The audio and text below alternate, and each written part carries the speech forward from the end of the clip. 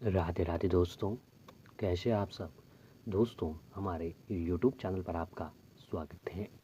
हमारे इस चैनल को सब्सक्राइब कीजिएगा और हमारी इस वीडियो को लाइक, शेयर और कमेंट ज़रूर कीजिएगा। दोस्तों, काल भैरव भगवान शिव का रुद्र की पूजा हर महीने के कृष्ण पक्ष की अष्टमी तिथि को किया जाता है। शिव भगवान के इस रुद्र रूप की पूजा आराधना करने का एक खास महत्व होता है। शिव के भक्त कालाष्टमी की विशेष रूप से पूजा करते हैं और हिंदू धर्म की मान्यताओं के अनुसार हिंदी महीने के कृष्ण पक्ष की अष्टमी तिथि को कालाष्टमी या फिर भैरवाष्टमी के नाम से जाना जाता है। दोस्तों, कालाष्टमी या फिर भैरवाष्टमी के दिन भक्त अलग अलग तरीकों से विशेष रूप से काल भैरव को प्रसन्न करने के लिए उनकी पूजन पूरी श्रद्धा से करता है। साथ ही दोस्तों जो है, आज के दिन भगवान शिव की पूजा करने से भी जीवन में कई तरह की परेशानियों से छुटकारा पा सकते हैं। क्योंकि दोस्तों, हमारे सनातन धर्म में हर तिथि का अपना एक अलग और ख़ास महत्व होता है और उस तिथि के हिसाब से देवी देवताओं की पूजा करने और जो है विशेष रूप से उपाय, यातना और साधना करने से व्यक्ति अपने जीवन में कई संकटों से मुक्ति पा सकता है। तो ठीक इसी तरह ही दोस्तों, पौष महीने की कालाष्टमी जो है इस बार 27 दिसंबर को पड़ रही है। जी हाँ दोस्तों, ये जो अष्टमी है, ये कालाष्टमी या भैरवाष्टमी जो है, ये दोस्तों साल 2021 का अंतिम जो है अष्टमी है। जी हाँ दोस्तों, इस दिन जो है सोमवार भी पड़ रहे हैं। तो आपको बता दें कि काल भैरव भगवान शिव का वाम मार्ग स्वरूप माना जाता है। कालाष्टमी या फिर भैरवाष्टमी की तांत्रिक पूजा का विशेष विधान भी बताया जाता है। हालांकि दोस्तों, अक्सर गृहस्थ लोग सात्विक विधि से इस दिन काल भैरव का पूजन करते हैं। तो दोस्तों, आइए आपको बताते हैं कि काल भैरव अष्टमी का तिथि मुहूर्त किस प्रकार है। जो कालाष्टमी या फिर भैरवाष्टमी का पूजन इस साल के पौष महीने के कृष्ण पक्ष की अष्टमी तिथि को किया जाएगा। हिंदू पंचांग गणना के अनुसार अष्टमी की तिथि 26 दिसंबर को रात्रि 8:08 पर शुरू हो जाएगी, जो कि 27 दिसंबर को शाम 7:28 पर समाप्त हो रही है। तो ऐसे में उदय तिथि और प्रदोष काल को मानते हुए 27 दिसंबर को ही पड़ने के कारण इस अष्टमी तिथि को कालाष्टमी के रूप में मनाया जाएगा। कालाष्टमी का पूजन भी भक्त 27 दिसंबर यानी कि सोमवार को ही करेंगे। तो ऐसे में काल भैरव का पूजन प्रदोष काल में करना सबसे शुभ फलदायी बताया जाता है। तो दोस्तों, आज के दिन जो है काल भैरव अष्टमी के साथ साथ काल भैरव के साथ साथ दोस्तों जो है भगवान शिव की पूजा करना भी काफ़ी शुभ फलदायी बताया जाता है। तो आइए आपको पहले बताते हैं कि कालाष्टमी की पूजन विधि क्या है, फिर आपको बताएंगे कि आज के दिन जो आपको कौन से उपाय करने चाहिए। तो दोस्तों, जो भी भक्त काल भैरव का पूजन करते हैं उनको काल यानी मृत्यु का भय समाप्त हो जाता है। ऐसे में सभी प्रकार के यंत्र तंत्र मंत्र निष्प्रभावी हो जाते हैं। इतना ही नहीं, इन्हें पूजने माता से भूत प्रेत बाधा से भी मुक्ति मिल जाती है। तो ऐसे में कालाष्टमी के दिन पूजा करने के लिए सुबह स्नान आदि व्रत का संकल्प लें। पूरे दिन केवल फलाहार व्रत करें, फिर प्रदोष काल में प्रभु की पूजन करें। ऐसे में पूजन के लिए मंदिर या फिर किसी साफ स्थान पर काल भैरव की मूर्ति या फिर चित्र आपको स्थापित करना चाहिए।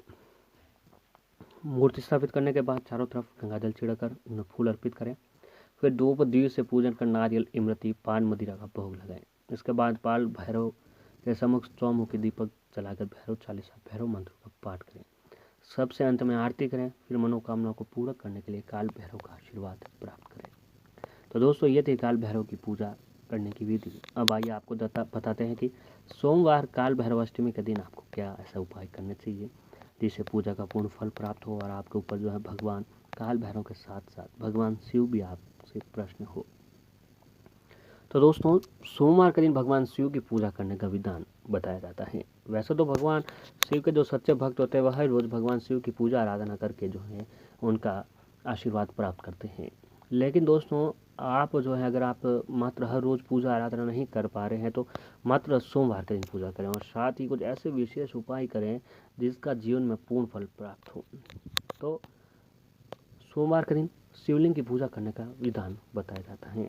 दोस्तों, शिवलिंग पर आप सभी जब पूजा आराधना करने के लिए जाते हैं तो शिवलिंग पर ज़रूर कुछ ना कुछ चढ़ाते हैं। तो दोस्तों, हम आपको कुछ ऐसी चीज़ों के बारे में बताने जा रहे हैं तो सोमवार के दिन शिवलिंग पर ज़रूर चढ़ाएं, जिससे आपके सारे दुख जो हैं दूर हो जाए। तो आइए दोस्तों, आपको बिना देरी के आप कुछ ऐसी चीज़ों के ही बारे में बताने जा रहे हैं। तो दोस्तों, ऐसा चावलों का सोमवार के दिन चावलों का उपाय ये जरूर करें।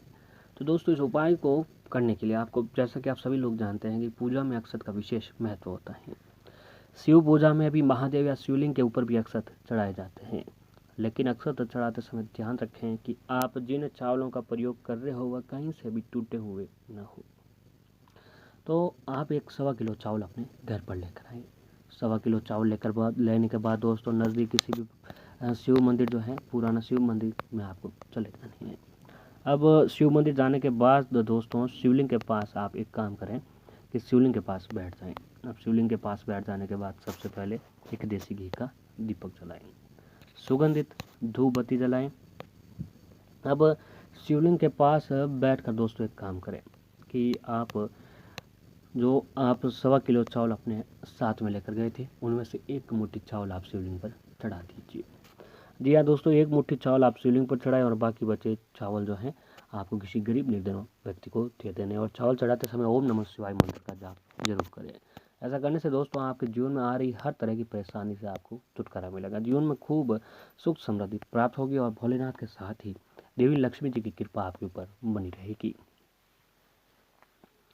अब अगला उपाय यह है कि दोस्तों यदि आपके पास बेलपत्र और फूल न है तो आप भोले शंकर को काले तिल भी चढ़ा सकते हैं। मान्यता है कि जो जातक भोलेनाथ को काले तिल चढ़ाते हैं, दोस्तों अगर आपके पास यदि बेलपत्र और फूल न है तो आप भोले शंकर को काले तिल भी चढ़ा सकते हैं। मान्यता है कि जो जातक भोलेनाथ को काले तिल चढ़ाते हैं उनके जीवन से सभी प्रकार के क्लेश समाप्त हो जाते हैं। मानसिक शारीरिक तौर पर भी व्यक्ति स्वस्थ रहता है और अचानक आने वाली तकलीफों से भी व्यक्ति को राहत मिल जाती है। अब अगला उपाय है कि दोस्तों भोलेनाथ को अरहर के दाल के पत्ते या फिर अरहर की दाल चढ़ाना काफ़ी शुभ माना जाता है। जो भी जातक भगवान शिव जी को नियमित रूप से अरहर के दाल के पत्ते या फिर अरहर की दाल चढ़ाते हैं तो उनके जीवन में धन ऐश्वर्य सुख समृद्धि की वृद्धि होती है। इसके अलावा व्यक्ति को जो है दुखों से भी राहत मिल जाती है।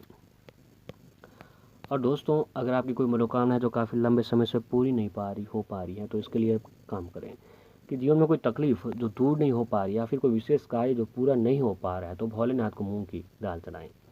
ऐसा करने से शिव जी अति शीघ्र प्रसन्न होते हैं, मन मांगी पूरी मुराद करते हैं। अगर दोस्तों आप हर रोज ये नहीं कर सकते हैं तो सोमवार कालाष्टमी के दिन ये उपाय जरूर करें। इस उपाय को करने से हर परेशानी खत्म हो जाएगी। अब अगला जो उपाय है कि दोस्तों अगर किसी के जीवन में संतान सुख की कमी है, जिन भाई बहनों माताओं बहनों को जो संतान की प्राप्ति नहीं हो पा रही है उन्हें सोमवार के दिन भोलेनाथ को गेहूँ जरूर चढ़ाने चाहिए। ऐसा करने से जातक को कुल का मान बढ़ाने वाली संतान का सुख मिलता है। इसके अलावा भोलेनाथ को आप जौ भी चढ़ा सकते हैं। ऐसा करने से शिव जी प्रसन्न होकर जातक के साथ ही उसके परिवार को भी सुख समृद्धि का आशीर्वाद देते हैं। तो दोस्तों सोमवार कालाष्टमी के दिन आप मात्र 1 माला जाप अगर ओम नमः शिवाय मंत्रों का भी जाप करते हैं तो आपके ऊपर भगवान भोलेनाथ प्रसन्न होते हैं और आपके जीवन की हर परेशानी खत्म कर देते हैं। जीवन में आप दिन दूनी रात चौगुनी तरक्की करते हैं। तो पूर्ण विश्वास और श्रद्धा के साथ दोस्तों ये सारे काम आप जरूर करें, जीवन में हर परेशानी खत्म होगी।